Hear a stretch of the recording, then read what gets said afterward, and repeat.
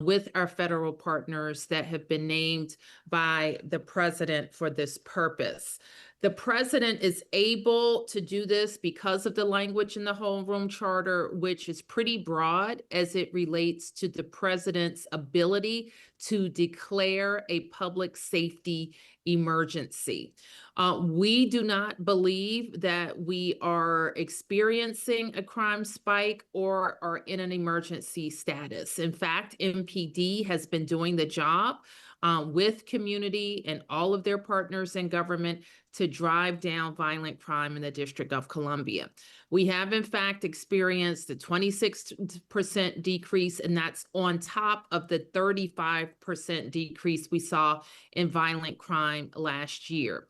Having said that, we never take our foot off the gas, and we're never satisfied with any level of crime, certainly violent crime, the use of guns, and homicide and robbery and carjacking in our city. We recognize, and we worked with all of you in 2023 when we did experience an unacceptable spike in violent crime. That's when I came out to ANC meetings. I met with school leaders. I met with members of the council. We moved an emergency piece of legislation that was followed by an omnibus bill authored by Councilmember Brooke Pinto. That bill allowed us to do what I think is one of the most significant things to drive down crime, and that is to be able to hold violent offenders who have been accused of a violent crime pre-trial. And since we've been able to do that, we have seen the number of shootings and homicides go down in our city. So now we are dealing with what we believe is the president's invocation of a part of the charter that he has the prerogative to invoke. And we are ensuring that our chief of police is the leader and is working with her counterparts that have been named by the president, specifically the director of the Drug Enforcement Agency and the Marshal's Service to ensure that any additional officers that we have, and we expect that could range in the hundreds on any given night, will be deployed in the way that helps us drive down violent crime. The president also issued an executive order that would deploy the National Guard in DC, and I know you've been following in the news. And you know that the DC Guard is in fact the president's guard. The mayor cannot launch the DC National Guard only by request to the Department of Defense. The president has indicated that he will use, or that will use the National Guard in non-law enforcement ways. And so we will continue to watch for that. Today, I requested and had a meeting with the Attorney General for the United States, Pamela Bondi, who the president has who has delegated his authority to in this matter. The executive order states clearly that the president may request MPD services from the mayor and directs the mayor to provide those MPD services.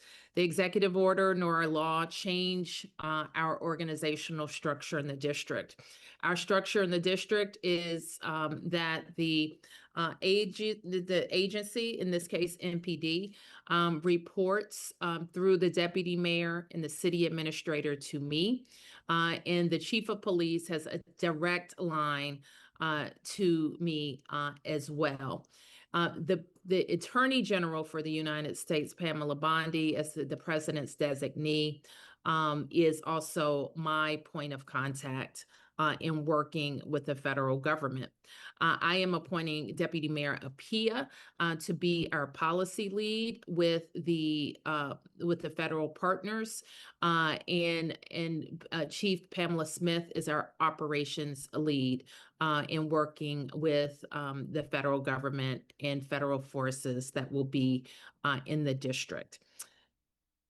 So with that, I want to pause and see if Lindsay and Kevin want to add anything, and then take your questions.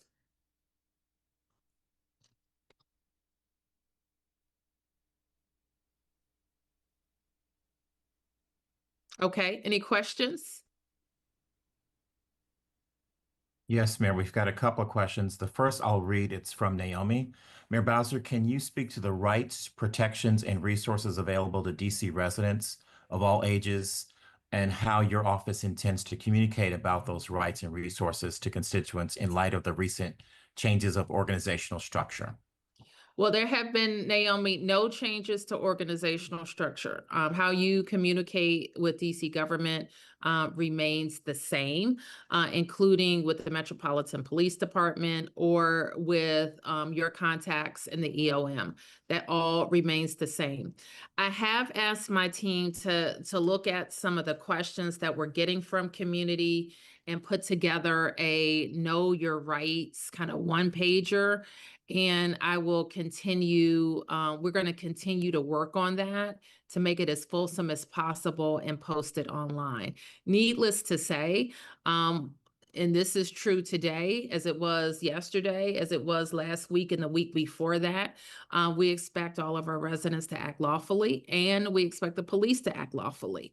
And that is how we will proceed in this space. So we're having various conversations with people who have influence in the community to help spread that word. And this is the first such meeting. We intend to have it with our violence interrupters as well as our school leaders. And we don't expect to be the only leaders of these conversations. This is really a time for a community to jump in. Don't wait for me to ask. Don't wait for me to tell you to do something. But this is a time for us all to jump in and make sure that our kids know the law, know their rights, and are safe.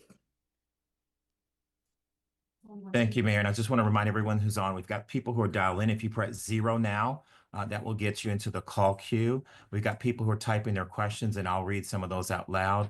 We've also got people who've raised their hand, and I'm going to call now on Lamont Mitchell. I've made your line live. You now need to unmute yourself, and you can ask your question. Thank you. Mayor, let me just say this is a very difficult time for the city, but I certainly enjoy the leadership that you have brought in working with what is as opposed to what could be. My major concern is that illegal guns coming into the city, particularly from states that have very flexible laws as it relates to gun purchases, and how are the ATF working with the FBI to track down these guns? I know for a fact that guns are being purchased in red states and being sold to our youth in Washington as protection for themselves. They think they need a gun at 14 because everybody else got a gun at 15. And I didn't hear anything that he talked about going and making sure illegal gun purchases and sales are eradicated in DC. We don't have gun shops in DC. The guns have to be coming from somewhere, and they're given to our children who think they need them for protection, and it's causing a lot of heartache and headache. And okay. I got it. That's a good question. Now, in my meeting with the Attorney General today, we had a big focus on guns, illegal guns, using guns in the commission of crime, and that will be a focus area for enforcement. You are right to suggest that once we have recovered those guns, that we should be tracing them and finding out where they come from and what other crimes they could have been involved in.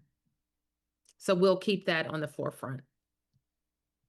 Thank you. Our next question, David, I tried to unmute you. Can you speak and see if we can hear you, David Rubenstein? If not, I'll read your question out loud. I'll read the question. How do you envision federal resources helping to support policing in nightlife districts, which still generate a great deal of issues? I expect, and I can also ask Deputy Mayor Pia to jump in. And when we are thinking about, when the chief of police is thinking about where additional federal forces would go. Now, keep in mind, she's approaching this in a similar way. Just imagine if we had the number of MPD police officers that we should have, if we were at 3,800 instead of 3,100 and some. So she is approaching her deployment strategy with some nuance to see how the additional federal police officers can help in some areas. She has some special focus areas, homicide reduction in some neighborhoods where we have a lot of gun activity and a lot of homicide. Um, and also in areas where we have seen robbery, areas that are drug enforcement zones that she identifies periodically, juvenile curfew enforcement zones, as well as nightlife areas. So we expect that when there are additional federal resources available, that they will be deployed in our high priority areas, which include our nightlife areas.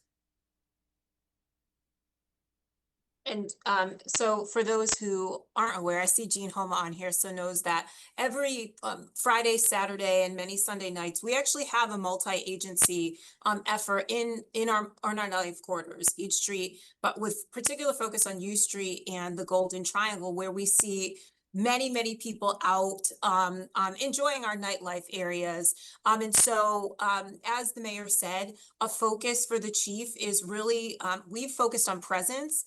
And certainly what this surge, the federal surge of officers, will allow us to do is to add presence in those areas where we know that there are significant people out and about in the overnight hours particularly, which is what much of the focus of the federal law enforcement officers will be, is really supporting a lot of the overnight efforts. So that will allow the chief to really enhance the efforts that we've had with both MPD and then, many of you know DPW, DDOT, many of our other enforcement agencies that participate in helping us to try and have order in our nightlife areas. Thank you. Our next question is going to come from the phone. So Linda, I'm Major Line Live. Linda in Ward 4. If you can speak, we can hear you. Linda, can we? If not, we're going to come back to Linda because I think I heard we need to make another move here. So we're going to move to Marquita Bryant in Ward 8. Hi, I just want to say thank you for all you're doing for our city, for your leadership. I do have a question and concerns. I have parents who have reached out. We have started the conversation. They are worried the school year is getting ready to start. Youth are nervous. Do they walk with their parents? How would this look when the first day of school happen? We have a lot of seniors who are also asking that same question when they go out on their walks and strolls. How do we make this less intimidating? I know it will be a presence, but I guess parents and school children who will be traveling to and from school, and also seniors who walk about the community, they do want to know how can we make this a more environment where it is still DC, but also is collaborated.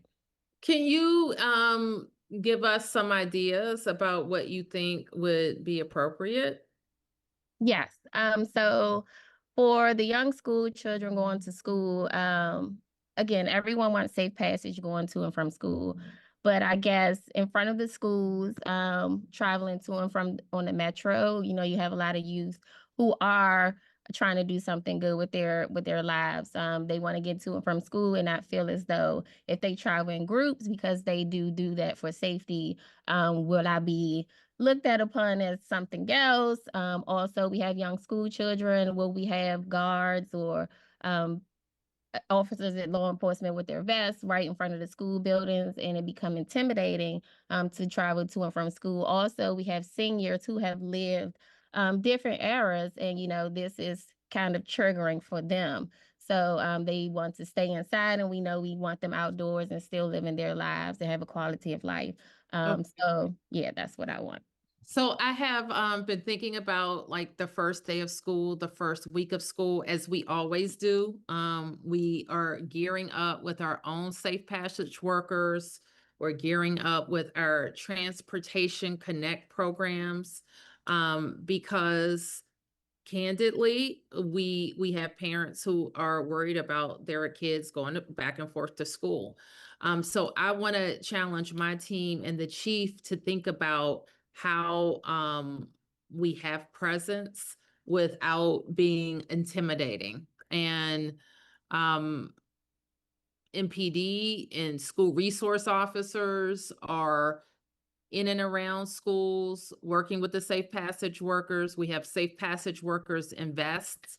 So, and we have our DDOT staff who is out there who will be helping with crossing as well. So let me think about ways that we want or don't want any of the federal surge officers to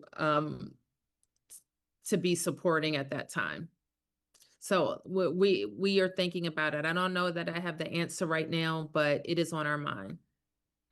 And Mayor, if I could just add in response to the question, I do know Chief Smith is trying whenever possible to have our MPD officers present when there are other federal officers who are supplementing where we are in neighborhoods. Our MPD officers know the community, know the families, often know the kids.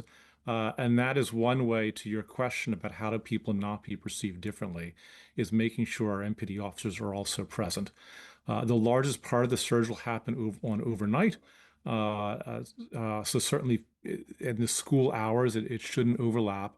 And we're trying to be thoughtful with the guard deployment. You'd mentioned that as well. And having that predominantly focused on where we have the federal monuments, where in past special events, people may be accustomed to seeing the guard. So we're trying very hard to be mindful to the extent we can of having our local MPD be present and being able to mitigate some of the legitimate concerns that you raised. And one of the things that I would say too is because what I hear often as we're planning now is that people want to see more MPD near schools. And so our hope, and I know that what the chief and her team are working on is, as the mayor said, is really how can we deploy the federal law enforcement in a way that helps us to drive down violent crime and really allows us in some respects to deploy MPD in the spaces where our people want to see them more, right? And so one of those is on things like routes to school. So as we're working on our safe passage planning, which we work together with MPD to make sure that we have as much coverage as possible, because that's usually what we hear kind of most from people, that it's in a way that feels safe and supportive for everybody. Thank you. We'll take another written question. And there are several questions that are about schools, and so I'll just combine them all into one. And the question is, with start of schools about 2 weeks away, is there anything special that the school system or parents should do in light of the current surge? I think yes. And so I am going to convene a meeting with our public education officials. During the spike in crime that we experienced in 23, I began a regular meeting with school principals, especially of middle and high schools, where we could have a direct and frank discussion about what the schools need from us. And I know that Chancellor Farabee will be meeting with all teachers and all principals in the coming week. And so we will have as much information as we can prepared for them so that they can share that information with parents. Likely, and I don't want to get ahead of the chancellor, but likely the chancellor will produce a communication for parents and families and for in a way to talk to teachers about how to talk to their students when they have questions. Great, thank you. And as a reminder, everyone in the call, if you press 0, we'll try to get you into the queue. The next live question will come from Rodney Foxworth. You can go ahead. We've got your line unmuted. Hi, Mayor Bowser. Thanks again for doing this. This is really timely. Just have two quick questions. I know 1 or 2 days ago you talked about if the feds want to help, they can provide additional funding for judges and prosecutors. Were there any comments from the feds regarding that? And should I ask the second question now or wait for you to answer the first one? Go ahead with your second question. So the second question, and I'm hearing this from a lot of folks in the Lamont Riggs community where I live. Does DPR Park Rangers currently provide security services to the areas around our rec centers throughout the day and night? And if not, can your team consider that? I don't know if I know the answer to their deployment. I know that they are on call. And I'm assuming that they have some patrols around Parks property. I would have to get back to you, Rodney, on the frequency, and specifically on the frequency around Riggs Lamont. On the issue of judges, we had a lengthy conversation with the Attorney General about judges. It's not the first time. We have had many conversations about judges. It is a big deal, especially if they expect to see increased arrest in the city. You have to have the judges to deal with it. And we have a backlog of about 15. Only the president appoints judges or nominates judges for the DC Superior Court and the Court of Appeals. His team has a long list of qualified people that have been submitted by our Judicial Nomination Commission. They are aware of the issue. The Senate is aware of the issue because they have to do the confirmations. And we're getting a focus on that. On prosecutors, we actually have to continue to circle back with the Attorney General on that because we believe that they need to detail prosecutors from other U.S. attorneys' offices because their level of vacancy is so big. I think they're trying to fill 60 prosecutors. Earlier in the year, a number of prosecutors were fired, and they have to backfill for those positions, and they have to do it quickly. So the funding issue, however, that is most significant is the congressional limitation on our FY25 spending that was about $1 billion that affected services across all of our clusters that we had to eliminate in order to balance our budget. So there is still time for the Congress to fix that. And as far as advocacy goes from the community, that should continue to be in your talking point. I hate the word talking points, the words talking points, but that should continue to be a part of your narrative. Cutting $1 billion does not make DC safer. In fact, it has prevented us from being able to negotiate with our firefighters who are due for a new contract. Our police officers have to wait to get their raise until the new fiscal year begins because our funds were cut in the current one in FY25. So it's had a lot of impact. So I would continue to talk about that. I would continue to talk about the need for the president to appoint judges. And I would continue to talk about this as an intrusion on our autonomy. Thank you. And just scanning the Q&A again, Mayor, there's several questions about homeless encampments and the unhoused residents, and if that will present either a burden to the DC system or if we know where some of the residents will be relocated. Listen, we are very worried about this issue. I know from many conversations with President Trump that this is like his issue. Seeing homeless encampments, I don't know, it just triggers something in him that has him believing that our very beautiful city is dirty, which it is not. And so I worry about this because we spend a lot of time and resources trying to get the people who are in encampments into shelter. And they present with a lot of issues that make them not want to go into shelter. But Kevin, do you have kind of can you share like a rundown of our outreach experience, about how many people we think we're talking about? Sure. Let me provide some context, and then I'll talk about what we're doing literally today and tomorrow. So, as context, the city has less homelessness than it did last year. So, we've seen improvements in homelessness, which we do through an annual point-in-time count survey. Encampments is one part of homelessness that is often the most visible, and that's really defined as when you literally have two people that are in the similar space or same space overnight. We call it an encampment. There's usually a tent structure. Sometimes there's not a tent structure. And our attention and focus on encampments predates this administration. So about 3 years ago, we began a protocol really focused on providing housing for those in encampments that often suffer, have more frequently from mental health issues, from substance abuse issues. So they have pretty unique needs and intensive needs. We also started housing programs really designed for folks in encampments that would provide services on site where we have housing.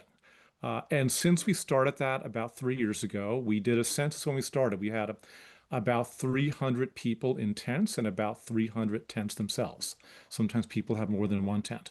About 4 months ago is our last time we did a survey.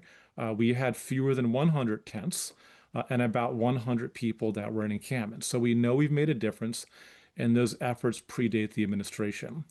Now, we also don't want to be naive about the president's interest in this and the use of federal law enforcement. So over this past weekend into today, our Department of Human Services outreach workers, as well as members that work in our Office of the Deputy Mayor for Health and Human Services, have been doing direct outreach to homeless encampments. And we really use the DC employee caseworkers that know the individuals well, that have relationships that predate right now. And they go and they talk about the need for to go into shelter and the possibility that federal law enforcement will be focused on encampments. We have made available in the past few days additional shelter capacity, so we know we have beds to offer people. If that shelter capacity gets used, we have the ability to expand it further. We also have going online and literally getting the certificate of occupancy this week, an entire building that can house about 200 people that is on E Street near North Capitol Street. And this is a building that will be dedicated to having services on site that will provide really humane housing that gives an opportunity for folks in encampments ability to be able to leave the encampment. But today, and I was out there briefly with them, our folks are going encampment to encampment, tent to tent, to talk to every single person to make sure they make connections and they make people aware of how to get services. And that will continue throughout this week and into the next week with a greater level of urgency.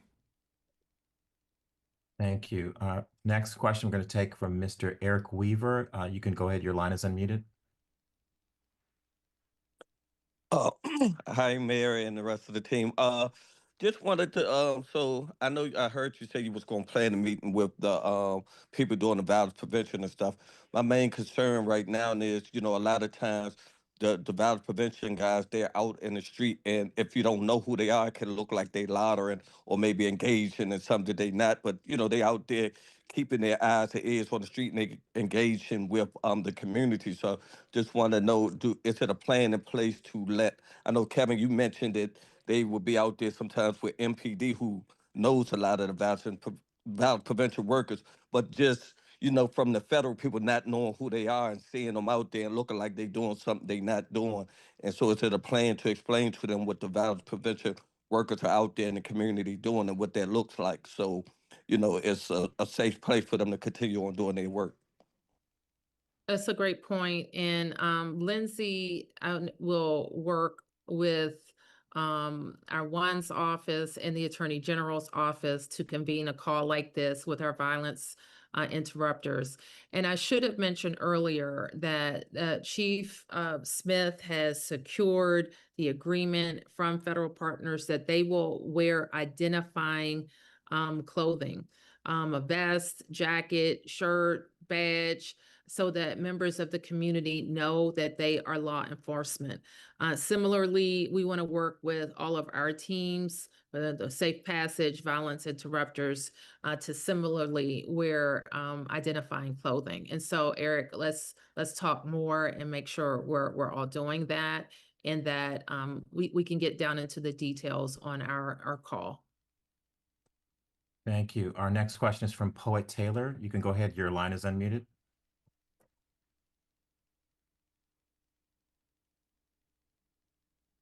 Poet, can you hear us? If not, our next question is from Bishop Gray. I did. Can you hear me now? Oh, yes, go ahead. Go ahead. Yes. Apologies for that. Thank you, everybody, for your time this evening. I have two questions. One, as a DC resident myself, a lot of us are experiencing a lot of stress, trauma, and burnout from everything that's happening. So is there anything that the city is doing to increase access to mental health support for both residents, our violence interrupters, and even our first responders? And then my second is,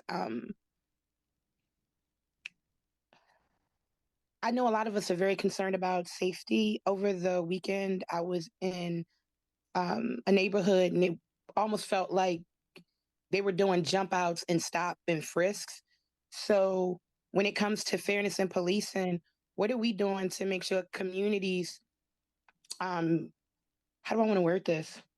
How is the city working to protect communities while ensuring that trust and accountability also remain the center? Like, will we have a number where we can call if we see something and it's shady?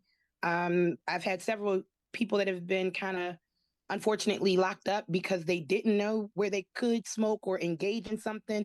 Like, there just seems to be a lot of those wires. So I guess those are my questions. Like, where will we go to get the resources that are always discussed? Thank you again. So I think as we develop our kind of know your rights, let us find like a clearinghouse for information, and also to report any concerns. Obviously, MPD concerns can be reported to the police complaints line and to any of us and the chief of police.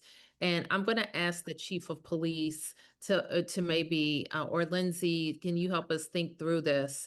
If there is a email that we can send specific information to, so that we can be responsive. And in the information piece that we'll put up, Poet, we will make sure we highlight where people can have access to services, Y'all should be in that room over there. including the That VAC room. services that we medical services that we offer. All of our employees have access to an employee assistance program as well. Thank you. There are a couple of other written questions that all have the same theme. It's about the faith community. And so, Mayor, the question is, how can the faith community help during this space where folks feel like they're being in receivership? I don't know what does that mean? I think the gist of his question is, how can the faith community help support and protect the community right now? Well, I think the faith community knows best what they can do in the community that they're in. I don't know that I have everybody does this thing, but if you're in a community where young people need a safe place, do that. If you're in a community where moms need support, do that.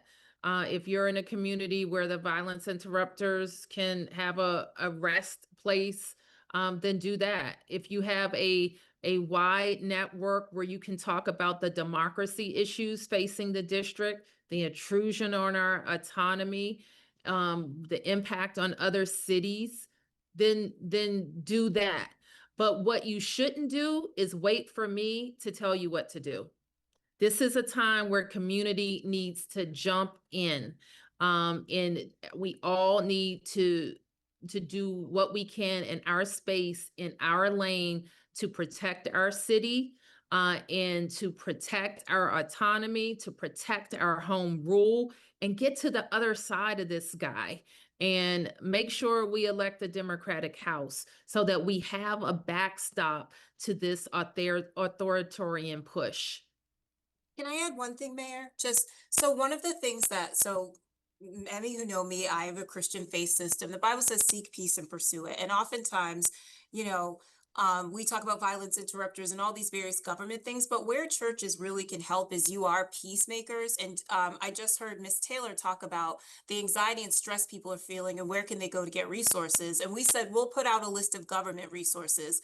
But as churches in communities, this is, if ever there was a time for you all to throw open the doors of the churches. I saw from Dion Bussy Reader, well, we were talking about where can kids go that they can feel safe. Well, your churches and you all, many are the people who can be in community walking, who can be opening the doors of your churches now. So as places of peace.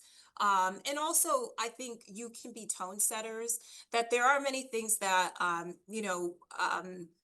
can be frightening to people, but I offer that oftentimes, in our talks about community policing with MPD, that as you engage positively with law enforcement, they engage with you as well.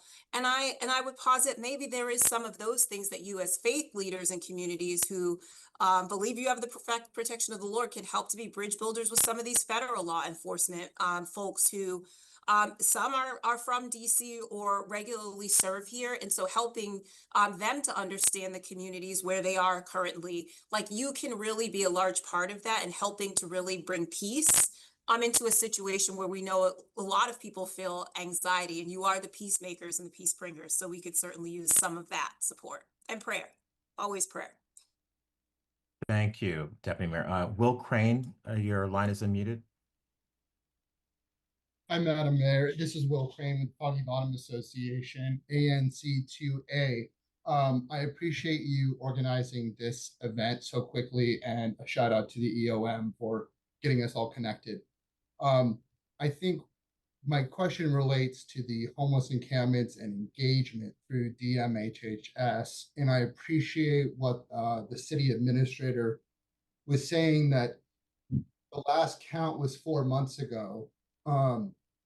Foggy Bottom is in a unique situation. We're kind of tucked in between State Department, the Institute of Peace. We have a lot of highways traversing. And I think that a lot of federal officials go through our area and see this and take that to be indicative of the city as a whole. I know that myself, several community members have been reaching out to DMHHS, trying to get the word out about the spike in homeless encampments in our area and trying to get some engagement and information. And I've had no luck over the course of the last 7 days to get any response from them. So perhaps if the city administrator could reach out and engage civic associations, I think that those of us that live and work and experience this neighborhood every day could be a resource. So that's not really a question, but I appreciate it all the same.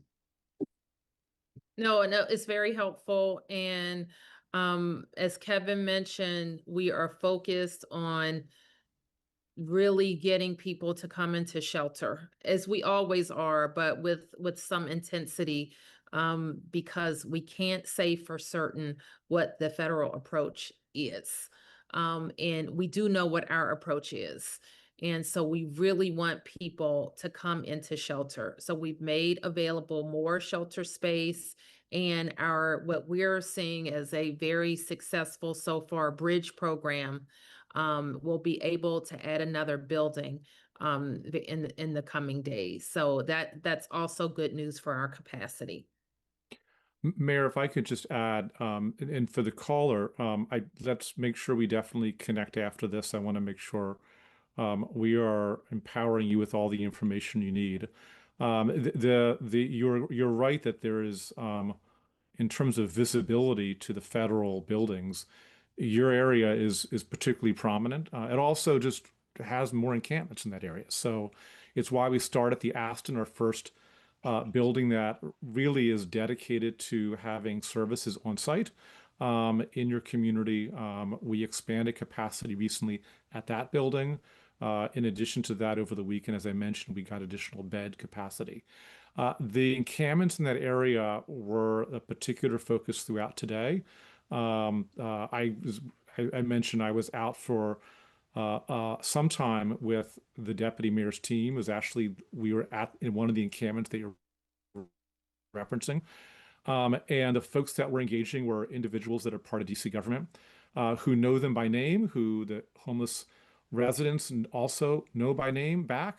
And they're both encouraging and offering services for shelter that we've made available. We also offer services through Department of Human Services called Project Reconnect that allows for someone who's homeless to reconnect with someone that may be able to provide them with shelter or a bed that's known to them, a friend, a family member. And at the same time, we're going person by person, really informing them, sometimes somewhat bluntly, about the space we're in right now. And that message is coming from a trusted voice, so that we make sure we're giving them all the information that we have at our disposal about what's happening now, as well as the opportunities to get shelter. So let's make sure we connect after this. And I appreciate your attention and engagement on the issue. Thank you, CA. Our next question is going to go to Terry Goins. Good evening, Mayor Bowser and your staff. Praise God for how y'all been conducting yourself and carrying yourself during this time. I guess it's more of a comment more than a question. Do y'all think that this is a good time? I know when I was going to school, they had this course called DC Government. I believe that if we educate our kids about DC government, how DC government operates, they will best understand this situation if it was to arise again, or even to help us becoming the state, you know. So that's one of the things I want to talk about. Okay. And yes, I think that all manner of civic education, formal in our schools, and I also think that there's a role that community can play in teaching kids the history, making sure they understand why we need to become the 51st state, why they need to vote, and why they need to participate in civic life is a very important lesson. So let's figure out how we can support some community activities to get that done. Thank you. Our next question is going to come from Shirley Smith. Go ahead, your line is unmuted. From Ward 5. Mayor, you know, we've always been supportive, and this is the time for the citizens to support you. It is our city, you are our leader, and the fact is, I like what you're doing today, but you have got to keep us informed.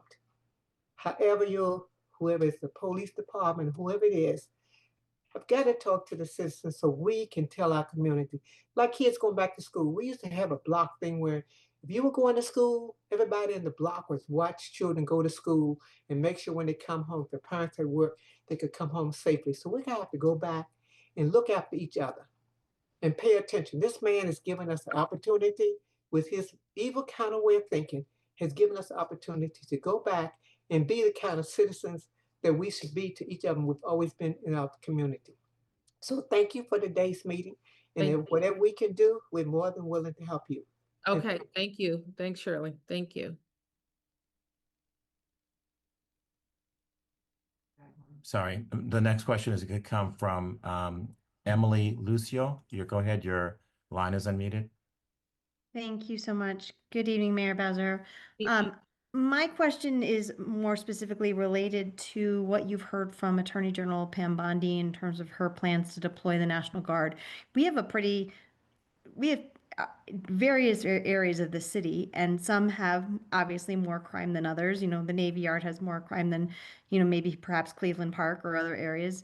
And so I'm just curious if you have any more specifics from the Attorney General or from the White House in terms of where specifically they plan to deploy the National Guard.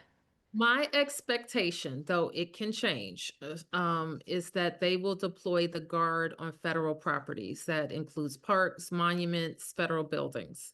My expectation for the higher incident areas that you mentioned would be for where the federal surge officers would go. So they're law enforcement officers, not National Guard. Thank you. And again, everyone on the phone, if you press 0, we can load you into the queue. I'm going to go to another written question. And there's several questions that are asking about the cost and if there are any cost of the surge that are be laid to the district, especially in light of the $1 billion from that the Congress is holding from district resources. I'm gonna say no, but we will, as we always do, be focusing on our homeless outreach. We'll be focused on our clean and safe activities that are DPW related. I will say that the the DC National Guard, though not our guard, we coordinate tightly with them, and they're not funded for this. So they're going to have to get federal funding. And it has not been confirmed to me that that has happened yet. Okay, thank you, Mayor. Bishop Gray, you had a question earlier. We tried to get you. You're back on now. No, I'm sorry. I'm good with my question. I think it was answered. Thanks a lot. Thank you, Bishop. Thank you, Mayor. Jimmy Williams.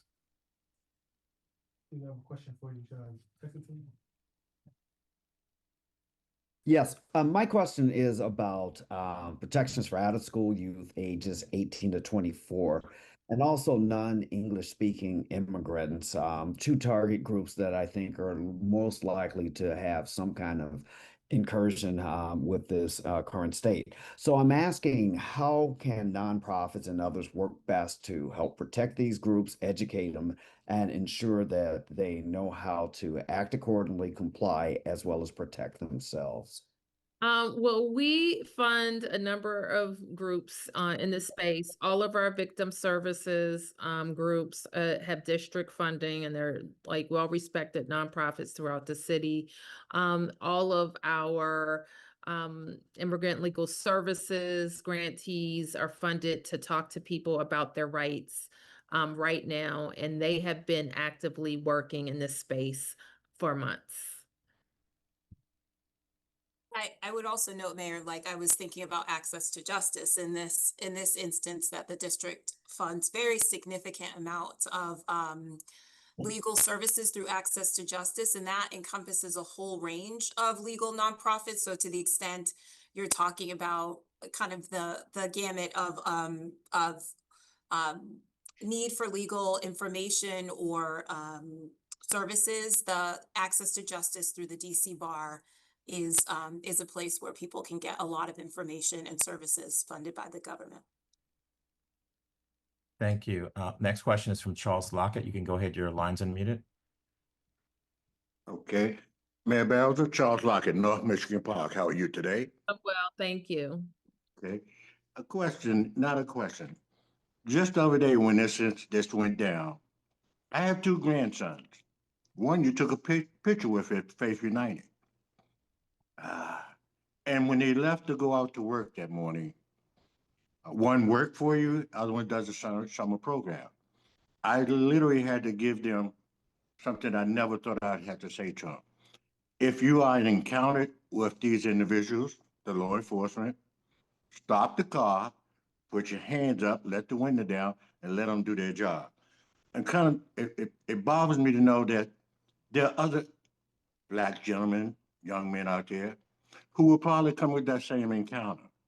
My worry is that an accident, something accidentally happened, and it throw the city into chaos because of something crazy like that. That's all. Thank you.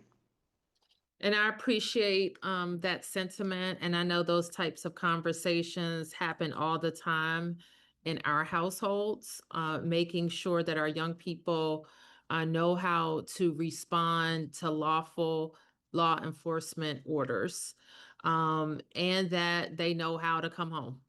And I think that we still have to have those conversations even more intensely, because there is an expectation, I think, that a lot of stops will happen. And so that would remain the area that I have a lot of concern about. People, law enforcement that aren't used to making stops. And what we want all of, like I said at the top of this, everybody is expected to follow the law, and the police are expected to police in a constitutional way, whether they're our police or federal police. So I would continue to have those conversations with young people, especially, who may, sometimes we think that they understand. They may not understand. They watch a lot of TV. They're on the social media apps. They just may not understand the severity of the situation we're in.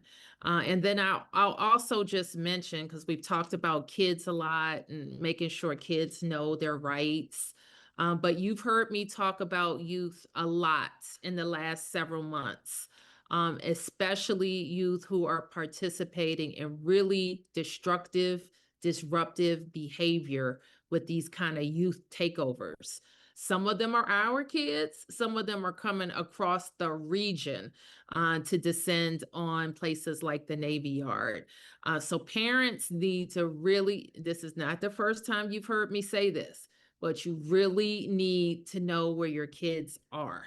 I think we have some really, kids that are not criminals, but they are getting together in big groups and causing some really, they're causing destruction. And so this is the type of thing that makes for good TV. All right. And to be candid, that's part of the motivation, I think, is to get some good TV and arrest in DC. So don't let your kids be a part of that. Like, know where your kids are and make sure they're not grouping together, because they will be a target.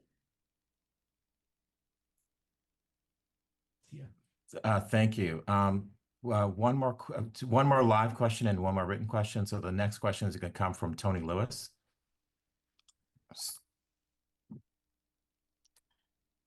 Hello, everybody. Hello. Hi, Madam Mayor. We really appreciate your leadership in this moment. Hey, Steve. Hey, Lindsay. Kev, I like your haircut. So I'm gonna be real quick. As it relates to what you just stated, Madam Mayor, is there any hopes to modify some of the programming out of like DPR, DOES, WANS, DHS, DBH, MORCA, or any of the agencies, or even if it's not necessarily modifications, but to be more direct in marketing of the programming that exists? Because I think in this moment, as we're requesting our residents and cautioning them what not to do, I think it would be also great to accompany that with things that they can do. And we want to be helpful. And I know I speak for, the community in general, in any way that you can use us to share that information. Please, encourage the agencies to share the information with us so that we can get it to, the community. Okay. Absolutely. And we're open to ideas, Tony. And so we don't want to fund these programs, staff these programs, promote these programs if they're not connecting. So give us some ideas about what you think would be better. I will tell you one thing that we did this summer. To your point, we put in a juvenile curfew. We created late night hypes across the city. We made Banneker Field open and available and safe for kids as another kind of convening place. We're mostly satisfied with how those came out. And we put a lot of money and attention on making sure that they were engaging for young people. So we will try new things, and we look to the community to help us figure those things out. But we're funding a lot of programs that are meant to draw people in. Some of it is for recreation and engagement. Other programs are for job training. Others are for mental health support. Others are subsidized employment. So we have a lot of programming that we are offering. But if the right people aren't connecting to it, that's a problem. So we know our violence interrupter network is helpful. Our safe passage is helpful at connecting, especially individuals that we know are at risk for being recruited into violence. We want to get them into one of these programs. And Mayor, I'll just add, and I do appreciate Tony, you often give a suggestion in the form of a question. So I always appreciate when you do that. We've talked about the beginning of school, and the mayor mentioned we have robust funding for programs we want to make sure connect to people. This is also the time when a lot of programs transition to a new cycle. So after school programs start anew in a few weeks. DPR programs start anew in a few weeks. Even some of the adult job training programs honestly have some of the same cycle of having a fall, spring opportunity. So I appreciate the raising the suggestion between the adult job programs that are at our schools, our rec centers, that our nonprofits do. I think it's a good challenge to make sure they are fully booked, they're fully connected to both young people and adults. And this is really the window of time to make that transition, because come early September, a lot of them will start up again. And it's a good time to be able to focus on it. Okay. Thanks for that, Tony. And I just have one more request of everybody, because I know one thing that has everybody pretty mad, especially me, is the characterization of our city and our residents. And we have a beautiful city. We have 700,000 proud Americans who call DC home. And while we're not without our challenges, we take care of our own business and we take care of our own people. So I think sharing your DC story, whether it's on your social media, with colleagues, is important. That we're telling people we don't live in a dirty city. We are not 700,000 scumbags and punks. And we don't have neighborhoods that should be bulldozed. So like we have to be clear about our story, who we are, and what we want for our city. So please get out there and share and reach out to us with any information, any concerns and recommendations like we've heard today. And so I just want to kind of be clear with everybody that I have a very my jobs are many right now, and part of it is just practically managing us through this crisis.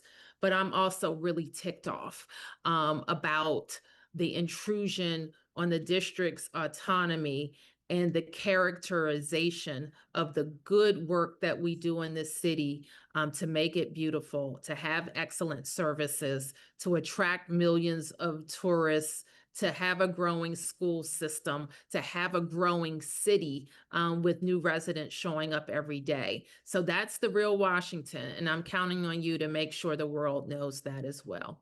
All right. Good evening, everybody. Thank you, everyone. If you have additional questions, feel free to email us at eom@dc.gov. Thank you very much.